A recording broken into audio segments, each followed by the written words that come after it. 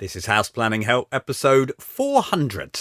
Hello, I'm Ben Adam Smith, and this is the podcast for you if you're interested in self-build or retrofit. I'm exploring what houses we should be building in the 21st century and trying to break down the major roadblocks that may get in our way. Coming up, I've got two guests for you today, Bill Butcher and Chris Herring, founders of 21 Degrees. I've got a lot of time for these two. They're good fun, they know their stuff, and they've been trying all their career to make buildings better, I suppose. We'll be finding out about their own project, which is a small terrace of 3 homes designed and built to Passivhaus Plus standard. Here we are then, episode 400, another milestone. And what we've done to celebrate this time, every 50 episodes or so, we try and do something a bit different. We've given the website a lick of paint, and my goodness, did it need it. So go and take a look, houseplanninghelp.com. The goal really, I suppose, is to make it easier to navigate around and get to the information that you want.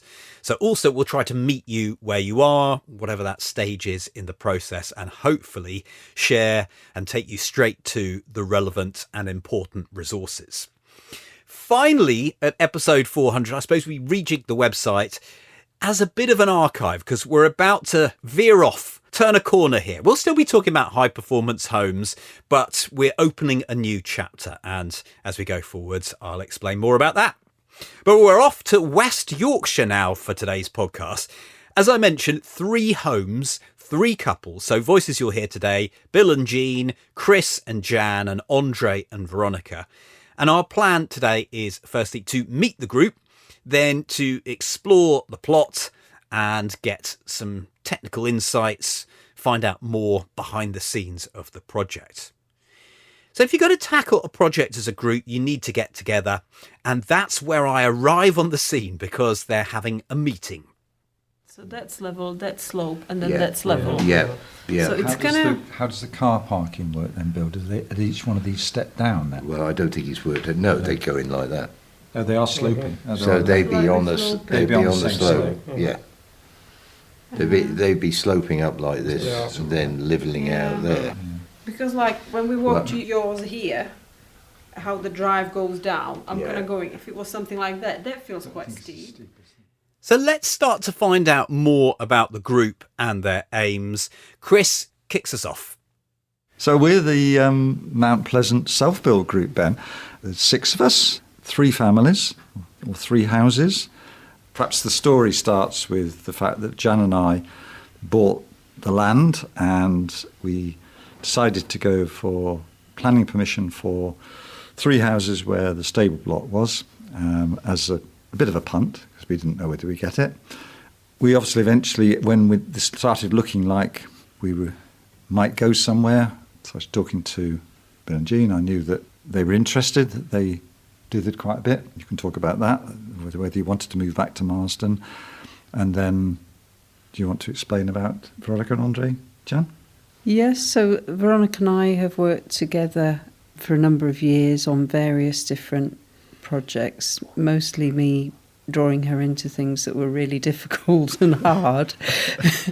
But we've developed a strong friendship, and I know that they've been looking at alternative options for building, looking at various eco-builds, small properties, because they're not planning on expanding as a family.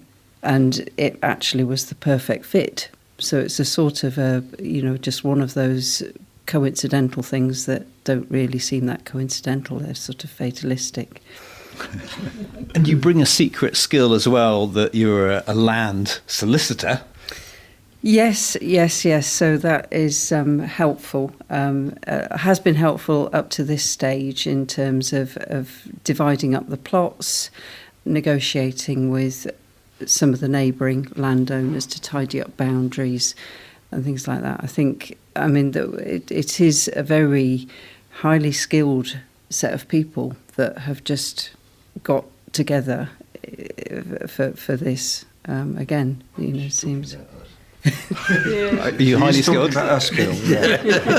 And was this an easy choice then? Because in some ways, knowing group self-build, you're walking into people who've got a lot of experience in low energy buildings.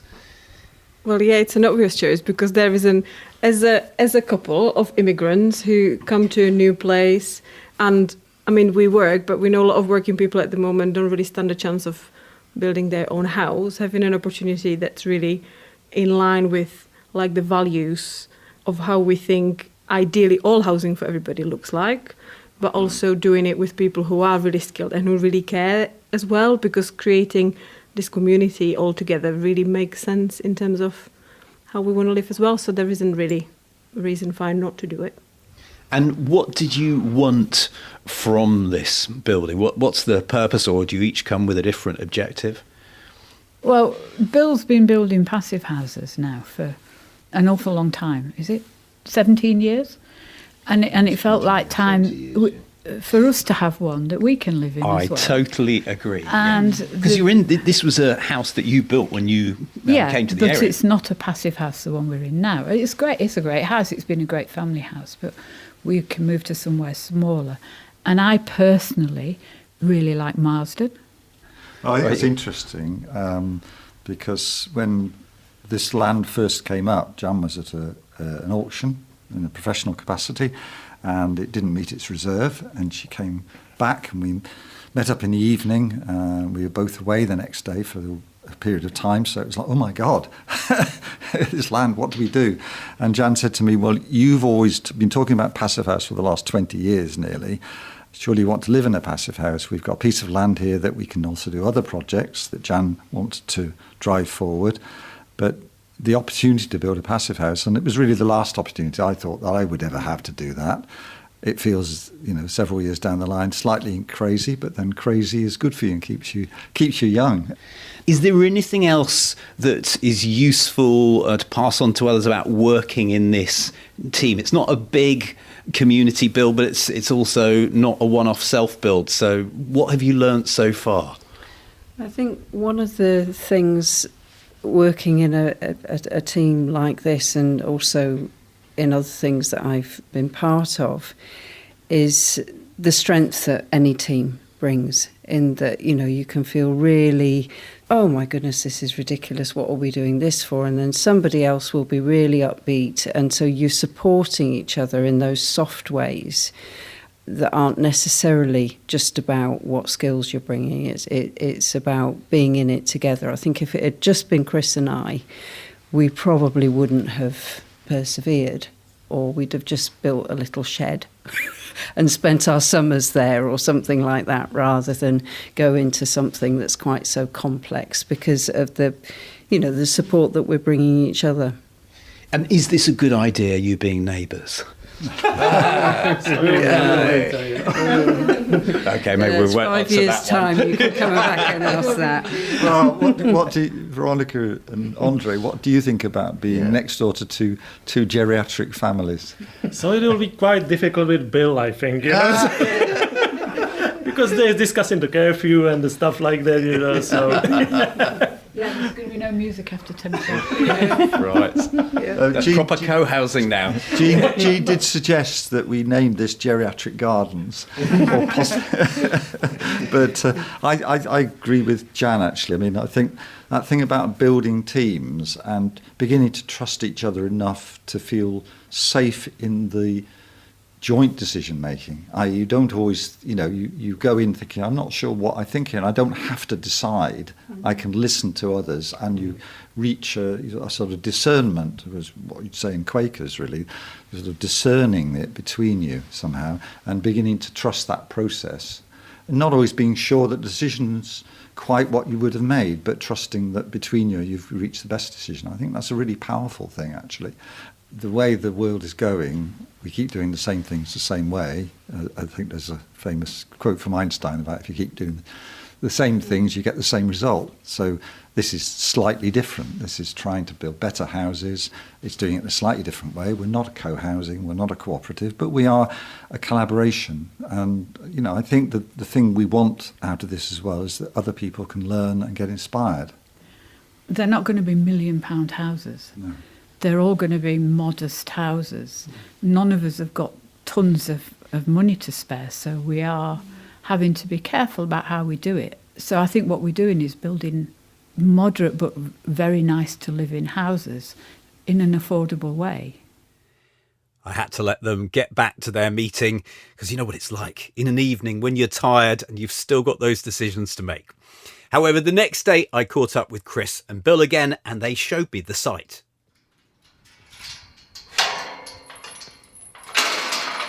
We're at the entrance to the site, so here we are. Now, how would you describe where we are at the moment? Hold on, I'll let you get to the top. I'm not sure.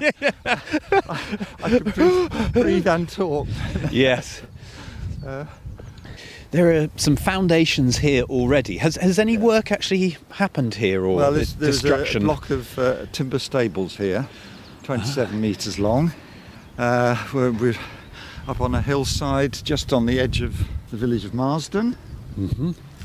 With That's an spectacular. amazing view. In fact, the reason I made the decision really is I came up here and the sun was on the other side of the hill there, and I just thought this is wonderful. Where I live now is pretty nice, but there's an amazing view, and it was quite barren when I first moved here in the mid-70s. The mills were still operating. There were about 25 mills down this valley or something like that, and it really has transformed with the tree planting. Actually, it's so green now. There's more bird song than there used to be when I first moved here. I moved here from the Cotswolds. Just to point out a little bit more then, so we're stood here now on the slab where the stables were. As a friend of ours helped lay this, we know this is about 8 inches, 200 millimetres thick, this slab, so it's going to take a bit of breaking up. So this field here, down really into that willow tree there, across there is what we own, and across to the road. And then there's a field above, and that's where our community growing project is in place. Currently underway. Yeah, and behind that hedge there is a big polytunnel, and we had many kilos of tomatoes last year and a lot of potatoes out of the field as well, so it sort of got going. So Bill, you've got the plans there. So where is south for us? Well, south is actually there. Over the top of there. Slightly that direction. So we're slightly southeast. It's good solar gain. Yes. Yeah. Overheating's always an issue. Which is quite amazing in Yorkshire. It's difficult to imagine at the moment up here, isn't it? So, well, this is where people go wrong, though, isn't it? The sun is the sun. Yes. Yeah. So we've actually, windows and doors, we've actually reduced them to some extent because of the danger of overheating. So that's the facade here. So it's all timber frame. So is it 1.5 stories? Yes. 1.5 stories here. Look. In fact, if you step back very slightly, Ben, we're standing on this slab. This is more or less where our Jan and I's bedroom would be here. Right. So we're going down 1.8 metres. Yeah. So bedroom will probably be slightly about where your knees are at floor level, something like that. Oh, what a sight! Fantastic. Bill and Gina having the other end, and Veronica Andre had the smaller unit in the middle. We wanted houses at about 100 plus square metres, something like that. And what is determining that? Is it a bit of your needs, or is it what you can get on the site? We literally had to. We obviously didn't know when we went for planning. You can't get advice on this. You just have to take advice of your planning consultant, but they don't know either. So we thought we'd stay in the footprint of what was here before, which has been here since 1999. I think that was the planning permission for the stables. Okay. And we'll keep the sort of similar form, timber clad for horizontal boarding, nestled into the hillside. And actually, when we got the planning permission, the form of it and the fact that it was nestled into the hillside was referenced as part of the permission. I don't think it was the critical thing, but they obviously liked that, because we are literally, this is a pocket of what is now termed grey land within Green Belt. This is a semi-degraded land at the edge of the village, and one of our supporters, who is a very experienced landscape architect and a community leader within our village, Marsden, was very supportive on the basis that these sort of areas of land never really reach any sort of potential, because it's got stables, it's a bit scrappy, it's neither agricultural. Steep. It's steep.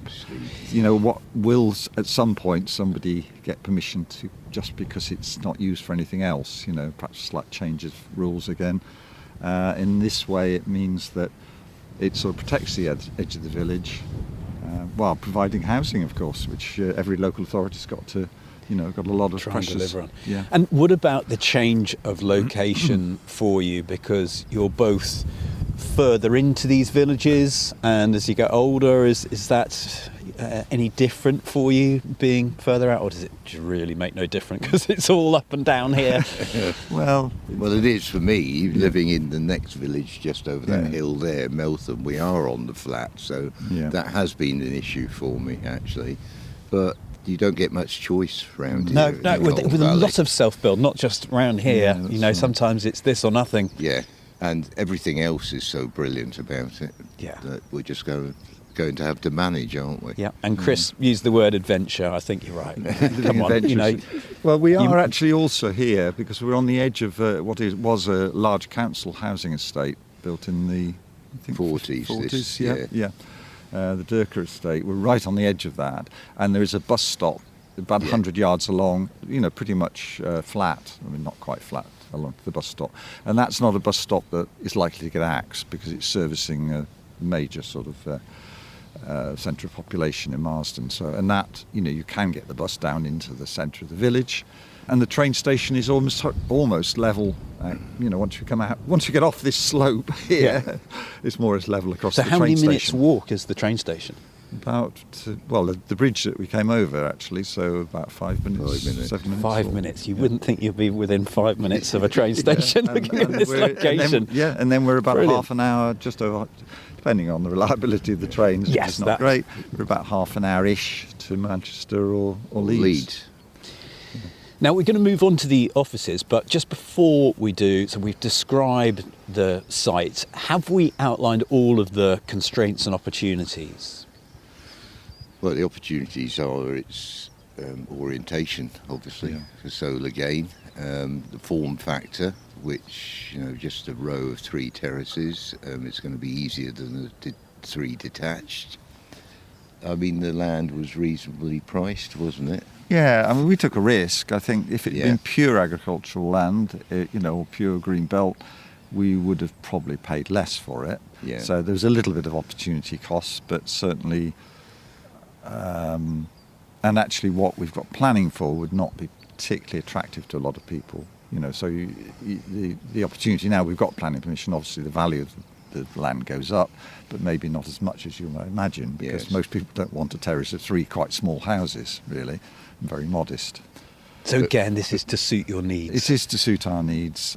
Chris and I have been metaphorically married for the last 35 And years. it's not gonna change. It's not going to change, is it? We carry on. Yeah, we've been sharing some of life together, haven't we? Yes. Rather than get into the technical details on a windy site, we retreated to the offices at 21 degrees. So this project is going for Passivhaus Plus certification. We talked about it on the podcast before, but it's everything that we'd expect from Passivhaus Classic. Yes, it's ticking that box, drastically reducing energy use, but also including renewables so that you can meet all your energy needs over the course of the year. Yes, you may be drawing from the grid in winter, but you'll be feeding back more in the summer. So I asked Chris and Bill whether Passivhaus Plus was an easy choice, and was it always going to be on the brief? Well, Not really at the beginning, was it? Because we're fabric based, and the classic passive house is what we've been building over the last 15, 20 years. well, that's what that's the fundamental thing that matters. That what Passivhaus gives us, isn't it? I remember when it was first coming in, the idea of the Plus and the Premium. I went to a very early presentation by Wolfgang Feist and sort of thought it felt a bit superfluous, and it felt a bit like it was political because of the near zero energy mandate in Europe. That Passivhaus had to address that really, but in a way that Passivhaus should be focusing on fabric, and there's a bit of a distraction. I think maybe I might have changed my mind a little bit on that, because obviously we need the renewables. It makes some sense, but the focus has still got to be on how do you make this thing sit there and not use much energy for the lifetime of the building. And that's the core of Passive House, really, isn't it? I've come round further and realised that all new housing should have Well, it PVs should, on, certainly. if not all existing houses, actually, because it's crucial we get to renewable energy one way or the other. And the costs have come down considerably with PVs, and it helps that the government gives grants for heat pumps. It makes economic sense as well, especially in the long run. Looking at the mix of what we've got to do in the UK, we know you cannot just decarbonise. It does not work. Some very interesting talk by David Glue, Professor David Glue at Leeds Sustainability Institute. It's online, a TED talk. So showing that this just does not stack up. You've got to do both. You've got to do fabric, you've got to do the decarbonisation of the grid and putting renewables on. You know, it works together. But renewables is quicker. It gives us a quick win, but on its own, the danger is, of course, that politically we're moving to, let's do the decarbonisation, because that is easier, it's just kit, isn't it? Whereas, you know, obviously the retrofit, which is what we know a lot about, we've done quite a lot of, is very difficult. But you're starting with this We're starting with new site that, okay, it's had a building on before, but that wasn't going to be much of a new building, was it? You couldn't really retrofit it. No, Not at all. Did you actually demolish it, or was it already like that, just that base? That's a story. So that's, it was a 1990s off-the-shelf timber stables block, which is basically, well, it's made for horses, you know, the usual sturdy doors and hinges, metal work. So I think they're quite expensive to buy off the shelf. Anyway, we didn't know what we were going to do, whether we were going to have a big bonfire, well, we couldn't do that, or whether we were going to demolish and take to recycle or whatever.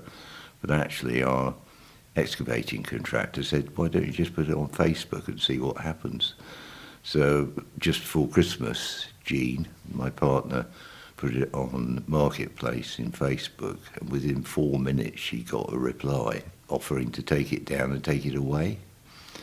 And I think she had, was it 15 inquiries that day from that. So in other words, it still had some value. Yeah. It did, actually, which is lovely, actually, and hopefully that the farmer that's taken it away to Leeds is making good use of it. And this goes to show, doesn't it, that mentality of put the bonfire on, let's chuck all this on. You know, if you've just got a bit of time to investigate, that's brilliant. Yes, it is, actually. It was quite striking because he spent nearly 4 weeks on his own doing it. In the rain, he was there at 5 o'clock in the morning. We had some horrendous weather and that he worked through just before Christmas. And we thought he might be working through Christmas itself. He had just finished, I think, if I remember rightly. And then the base, I think I heard when we were up there taking a look at the site that's got to go. Well, that's going to be broken up by a ground worker and will be used as hardcore crushed and used as hardcore for the parking area and the new access drive. So, you know, we're trying to keep as much as we can on site. So changing purpose in some ways from what it was. Let's go back to the planning story then. You want to put housing on here. What are you able to do? I know you said you don't know what you can do until you put the application in. So how did you navigate that one? We had advice. We have a planning consultant, but obviously there's limits of what advice they can give you because they won't know to some extent. They know the parameters in which this works. But I think when we first looked at it, and I thought it seemed very, very questionable whether we would get planning. So we bought the fields anyway for other reasons, for some of the community use of them as well. But sort of thought, well, if we're going to get planning, we're much more likely to get it if we don't have a huge visual impact, and if we're not massively expanding the footprint, if perhaps we've got similar sort of appearance, that we're perhaps more likely to get it. So that's what we started with. Let's stay with the basic footprint as it is, and largely the form. although the ridge height is going up a bit to accommodate. We're going for 1.5 stories, so room and roof effectively, which helps to keep the ridge height down. We're digging down about 1.8 metres, so we are dropping the floor. But when you model it and you look from most of the viewpoints, it will be quite difficult to distinguish what we will have there from what was there before. And we thought that might be a selling point. We are a small sort of enclave within the green belt. Eventually, the land was defined as grey. So we went for that sort of approach, really, keep this low impact. And that low impact was referenced in the final planning decision, the fact that it's sort of nestled into the hillside, that, you know, this wasn't a massive development, really. There were concerns about the fact that we were affecting the green belt because we were digging down. At first, they were minded to refuse because of that, and eventually that changed. I think, again, because of the change in the planning guidance, really. An important point is that Chris and Jan, I think, could have more easily got planning permission for a single dwelling bungalow, and they just didn't want that. They wanted more of a community. Jan didn't just want to live with me, basically. And she is just living with me. We have got 3 separate houses, but she didn't want to live in splendid isolation. That's not the way she thinks. I think that's quite right. It's important that we share. We're parts of communities, that we have different aspects of community. And having 3 houses, well, it enables 3 houses for perhaps not dissimilar resources to what building one rather big house would have been. But that big house could have been within all the parameters of the existing stables, not digging down, ridge height. Could have been a single-storey building very easily, and I think would have got through planning easier. Maybe that's the case. It would have been very difficult to get it to Passivhaus certification because the form factor would have been terrible. Well, that's another story, really. Yeah, sure. So some of the neighbouring properties are quite far off or quite above where you are. Yes, so did you ever want to have it as a 2-storey building, or you just thought that was a step too far? That would have made life easier, you know. The TFA, the treatable floor area that we use in Passivhaus, would have been easier to achieve the heating demand. So form factor wise, the 2-storey building is far easier than a single storey or 1.5 storey as we've got. But we've got the added advantage that we're a row of 3 houses, so the form factor again gets a lot better because it's a small terrace.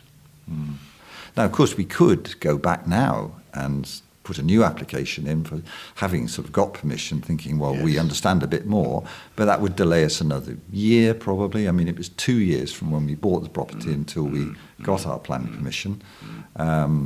You know, it's surprising how often that is a barrier, though, isn't it? It's the time thing that you're already heavily invested, and actually you just want to get a move on. Three of us are in our 70s, you know. Yeah, exactly. The clock is ticking. Well, I always had it when Jan first said to me, "We could build Passivhaus," that I want to be moved in by the time I'm 75, and I shall be 75 next year in April.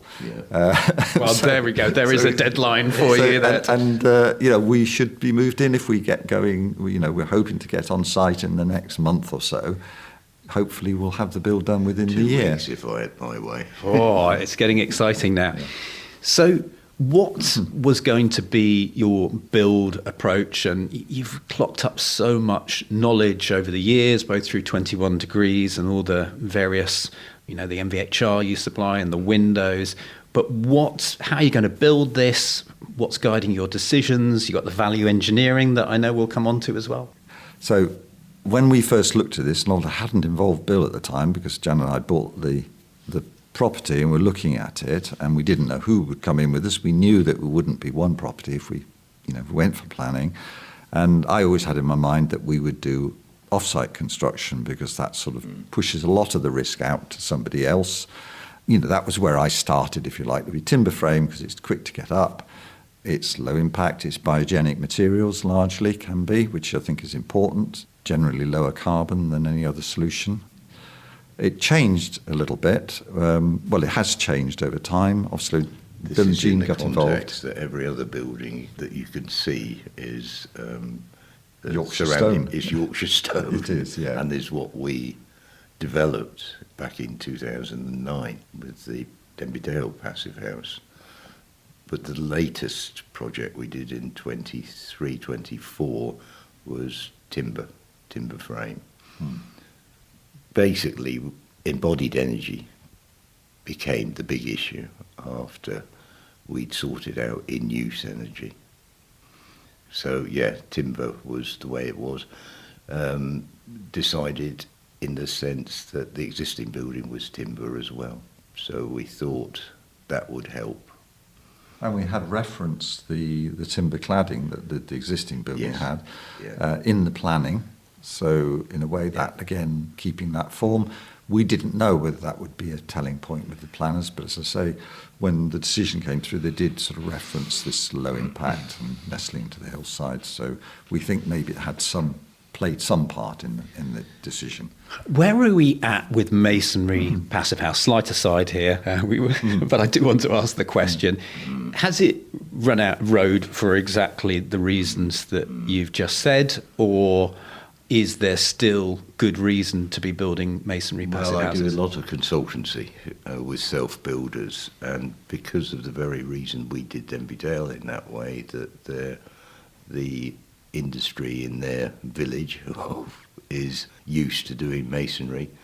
All the materials are readily available at the local builders, merchants, and it's in the control of the self-builder when you're building in masonry. Going off-site timber frame, you're putting a lot of it out to another organisation, if you like. So from a self-build point of view, I think masonry still has a place. And we've done embodied energy calculations with Tim Martell on some of our masonry projects, and it's not quite as bad as some might think in terms of embodied energy. I mean, timber in a way has to be got rid of at the end of the life of the building, on paper anyway. What happens to that? Does it rot, or does it get burnt, or are you able to reuse it all? So it's a really complicated story. And in terms of private development and even public buildings, masonry is still cheaper than timber frame, I'm told. Because off-site timber frame, of course, there's an added dimension to that you have to transport a timber frame, an off-site timber frame, and that involves over-engineering it in a way to enable it to be transportable. So, there is a cost in that you pay for. I mean, there's the convenience, obviously. There are also other systems which are on-site built, but sort of pre-prepared, if you like the HPH400 system. So when Bill and Jean and once we got our group together and we looked at this, and Bill did quite a bit of work with a couple of timber frame suppliers that are friends of ours, both PYC and Eden Insulation, and we thought that might be the direction we went in. Interestingly, in the end, the decision was made for us by the fact that the site is difficult to access, and it would have been really quite difficult to, if not impossible, to get the kind of... Well, it would have been impossible to get 8 Arctic lorries through that village and up that lane. Yeah, it wouldn't have been easy. We would have had to have offloaded it in some smaller haulier's yard, which I was looking into to be able to transport up. But then what happened, I was away on one of our motorbiking tours that we do every year. That was the Welsh trip. When he says we, I don't do motorbike tours. I'm a cyclist. Well, it was with Nick Grant, our Passivhaus consultant, of course, and we've been doing this for years. And one of our fellow motorcyclists is Mike Whitfield of Mike Whitfield Construction, who's very famous for stick build passive housing down in Herefordshire, developed with Nick Grant over the years. Anyway, we sat round the kitchen table in Mahuncliffe one evening with a bottle of beer, and he has all of his costings on his phone, square metre rates and all the rest of it. And he looked at the drawing and came up with this price, and I thought, crikey, that's worth looking at. And because of the access issue, he then said, well, I'm trying to work less with my company, and because he's formed a employee-owned company with Mike Whitfield Construction, I come up and stay with you, and we can do it in my method. Or we would build it for this. So our builders, which is the Old Green Building Company, personnel will work with Mike. So they'll design it to their methodology and have all the cutting lists for all the, because it's masonite, I-joist, timber I-joist, walls, roof, intermediate floors and so forth, and put it together in stick form. And we think a reasonable price. The other opportunity with that, of course, is that Mike and Nick, and working with Alan Clark as well, in many ways have really done the value engineering that Nick particularly is such a exponent of. And Andrew Collinson, the structural engineer. Yeah. It's the dream team. They've got It's a dream. It is a dream. But what we're interested in we is, hope it is is. We hope it's You're not- about to find out. Yeah, it's not a nightmare. I'm sure parts of self-build are always a nightmare, as I'm sure, Ben, you can testify. Your Well, I'm experience. getting some flashbacks through some of the Yeah, things we've been pretty talking much. about in the last few hours. But I think it's about using resources as effectively as we can. And the thing about Passive House is that in the end, it's not a magic solution. It's about, we want good buildings that are well built. Why make them anything other than properly airtight, well insulated if you're going to invest time and money in building a building? But you don't want to over-engineer that. And there is can be a lot of over-engineering to achieve Passive House. People work with designs that aren't really quite optimized, and then you spend a lot more money and resources than you need to. What Nick and Mike, that grouping, if you like, have done is absolutely pared it down to simplicity. And that's one of the things we really wanted to bring in, and to some extent to learn from. So we're, at the moment, working with them on the detailing to make sure it suits what we're doing in the houses, and in a way learning from them as well. And it's a process both ways. What does this mean for the role of the architect designer, or is this something you're taking on? Well, in our case, we decided we employed local architects who we have a strong connection to anyway, who don't know Passive House. They recognise that, very interested to learn more. And, we need more architecture practices to pick this up. This is an opportunity for them to develop skills and to begin to learn what this is about. And hopefully they will go on to develop that interest and perhaps do some more training in that. Obviously, that's up to them. So we had to put together a package where we had architects who didn't know that. They know architecture. Which we don't. Which we don't. We're not architects. And already we've had a lot of input in terms of design, and things we'd never thought about. But working with this sort of value engineering approach, I think there is often an issue with architects in that the design comes before practicality.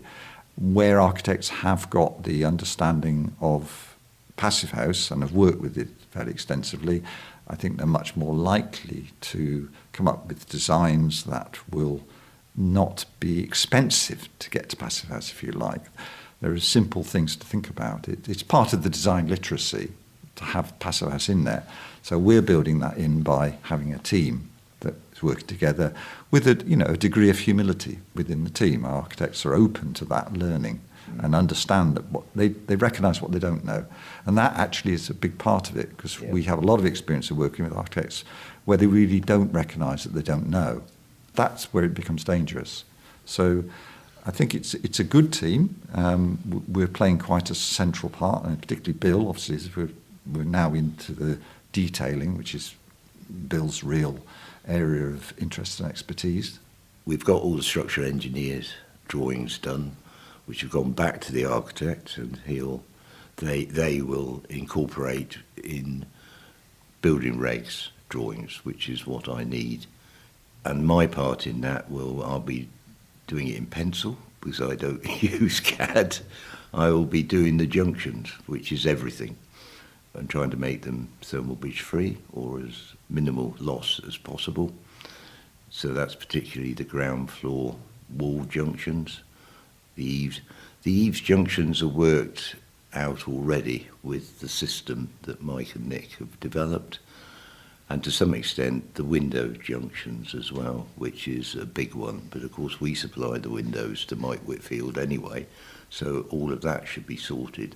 We've made it as we've pulled on all the favours we've built up over the decades into this project, and if we can't do it for a reasonable price, well, I would suggest no one else can. What's nice to see is, having been at that meeting yesterday when you were resolving a few things, just firstly the different skills around the table, good, listening, good, actually have we made a decision, are we moving on? All of those things aren't necessarily taken for granted when you enter the self-build arena. You have an upskill before you've set off. So yeah, you're in a strong position. Have there been any complications of having a bigger group, or because they're all people that are buying in, that really helps? I think because Chris and I work together anyway, there's a lot of this sort of discussion, and probably we know each other so well that, and our aims are so similar, if not the same. And of course Veronica and Andre, the middle house, are passionate as well. I think there's a commonality between us. I mean, obviously there's differences between us, and we've had to learn to work together, and that's never completely straightforward in any human group, and we've got quite different backgrounds. There's a very strong relationship between Bill and I, because we've worked together, and obviously within the couples, also between Jan and Veronica as well, because they've worked together quite a lot. And with Jean so various relationships really to build on, but just learning to work as a group has been something. But I think there's a commonality of understanding that the world is probably not the way it should be, if you like. I mean, that may be not a great surprise. There's there's an awful lot wrong, isn't there, at the moment? But actually, that things like simplicity, modest living, we'll have different approaches, but working for alternatives, working for the common good rather than personal good, to some extent, all those things, I think there's a sort of commonality there. It makes us sound like saints. We're not in any way, but sort of certain degree of purpose-drivenness about the whole group. Everybody's agreed we want sustainable buildings, obviously understanding that Passive House is very much integral in that. And, the growing project, which is particularly Jan's project, but, welcoming other people, having that approach of being welcoming and open. Doesn't mean say we want, we're going to be open in our houses, we have private houses, but I think it's a common approach that has helped us in discerning where we go at any time. You see, I always think that that's really good selling point if you're coming to build next to a community anyway. Why wouldn't you want them as your neighbours? These people, after that previous answer that you've given there, is saying all the right things. Now, I don't want to keep you too much longer, but I've got a few more questions. One in terms of 21 Degrees and what they are doing on the project, and then Bill, the old building arm of 21 Degrees, yes, Green Building Companies you had there. So you're looking to draw back on skills there, yes, as well. So very maybe much. You could, tell me about how you're plugging in. Well, in the development of 21, it became evident that the construction arm was going to be separated off, and so we kept it together, funded it through redundancy and so forth, and of course they inherited a lot of our equipment, but of course our knowledge as well. So they're set up, the same team of 5, and I had quite a stream of work because of my consultancy and talking to local people over the last few years, and it takes years for some projects to come on, and that's what they've been doing now for the last 2 or 3 years. Radical retrofits, barn conversions and so forth. But they knew our project was coming up as well, but it's been 2 years in coming, but they're expecting to move straight onto it after the present projects that they're doing at the moment. They've got almost 20 years of, Jude, who leads that team, Green Building Company, it's his company now, Has worked with me since he was 16. I think he's now 50, isn't he? I've known him since he was a baby, actually, when I first moved up here. Yeah. I don't tell him that too often. So it would be good to engage them on this, wouldn't it? Well, I mean, it's a no-brainer, and we'll project lead together. Jude will be the main man on site day to day, and we will be in the background on the phone, whatever. How we finance it, of course, which is a big thing with self-builders. Yeah. VAT issues. Do we actually pay VAT? Do we buy all the materials as clients and claim it back 6 months after completion? I think that's the way it works. Or do it through the contractors and suppliers that are willing to do zero-rated VAT because it's new build. So we're mixing it. So that's a course that I'm trying to navigate through at the moment. Just to pick up the part of the question, if you like, around 21 degrees. So Bill and I are still founders. We're listed as founders of 21 degrees. We don't have control of the business in any way now, and retained in that role, a very small role, aren't we now? Obviously, we always had a vision for what was Green Building Store and is now our part of 21 degrees, the Huddersfield site, if you like, offering the key fabric, sort of the MVHR and the windows and specialist insulations, etc. We always saw that as being purpose-driven around enabling people to move to greater efficiency and greater sustainability, obviously led by the understanding of Passivhaus and what that offered people, if you like. So not all of our clients by any means understood to go to Passivhaus standard or wanted to, whatever their drivers were, but that understanding we could bring to all of them to help them optimise what they were doing was what for us was important, and spreading the word, because we need better houses. We know that UK building is very poor, our building standards are poor, and the standards we actually reach are not even the standards that we set. So all of those things, that was a mission for us. The wider company now, which incorporates a lot of renewables, is a more mixed, because obviously the other companies coming in, the renewables companies, have different approaches. Some are doing much more mainstream renewables. There is an aspiration that all will have moved more to where our company was, if you like, and still is. Nevertheless, there are commercial pressures. So we've acted as advocates in a way. Still, we remain here as founders, as advocates of that sort of approach, and really just trying to input in that and influence where we can. This project we see as being very useful to 21 degrees in terms of helping put the whole thing together, because we are going to Passivhaus Plus, which means that we need the fabric measures that we've always done, and we need the renewables done to the sort of standards that we need in Passivhaus and optimised for Passivhaus. So we are working with in this case, with Alan Clark, who's recognised as one of the leading services engineers, sort of his understanding of Passivhaus, who will do the fundamental design. We're working with 21 degrees to supply that and to understand that specification, and hopefully that will help to have greater capacity within the whole company for servicing the sort of higher end in terms of energy efficiency. We also obviously want to publicise what we're doing, because we've always done that. We've always used our projects to get this message out there, to say you can build better, you can build more sustainably, and please come and learn from us and see what we do, the publicity, and obviously to help 21 degrees both position itself in the market and maybe develop its ability to service that sector better. Let's close up then. What are the next steps? Hopefully we can catch up again down the road, but where are you at right now, and how's money looking? All these sorts of practical things. So money-wise, that package we've sort of put together. I think my jam particularly has sort of helped us put that together. Involves mortgaging our current houses. Certainly, I don't think we particularly want to live in mobile homes while this is going on. You know, getting a little bit old for that. So we're mortgaging. Why not sell one of the houses and then you could go and live? Together. Yeah, exactly.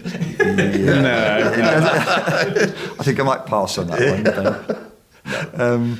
But we've sort of put that package together. That's okay. Veronica's gone on to have some land in Czech, not a lot I think, but sort of inherited. So, you know, we're just pulling together what we've got. I think the cash flow will be quite tight at certain moments because we have to stage when we take the mortgages. They'll have fixed terms and it's sort of optimising the finance of that. We don't know the exact final cost of the build because we're still getting numbers in, still working out numbers. We've got a number we're working to, which was the sort of original costing based on some of the previous green building store projects, really, because it's the experience of all those projects. So that is sort of tied down, really. I mean, in my mind, it's always been about a year to get this done. If we can get on site in the next few weeks, which is what we're hoping, get the stick build done in the summer when it's beautiful in Yorkshire and always sunny and warm, apart from the endless rain. But we get that done, closed in, and then we're into the autumn and winter with the internals and finishing off the externals as and when the weather allows. So that feels like a reasonable timescale at the moment. Yes. But we're, to some extent, busking the timescale. We don't know for sure. Two things I'd like to say.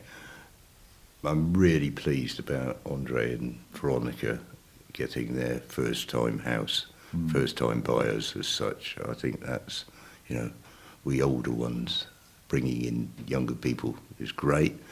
The other thing is the headline figures for square metre rates for one-off passive houses.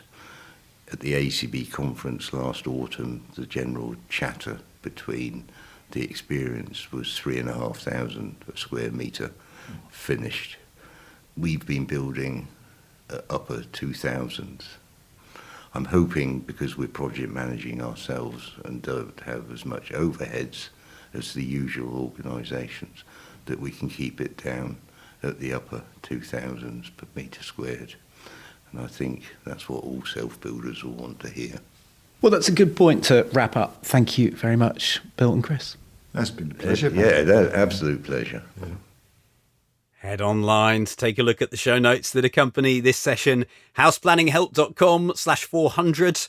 You can review the key points in our summary. Also take a look at some photos of the sites. They're well underway now, so maybe another time we'll get to check back in.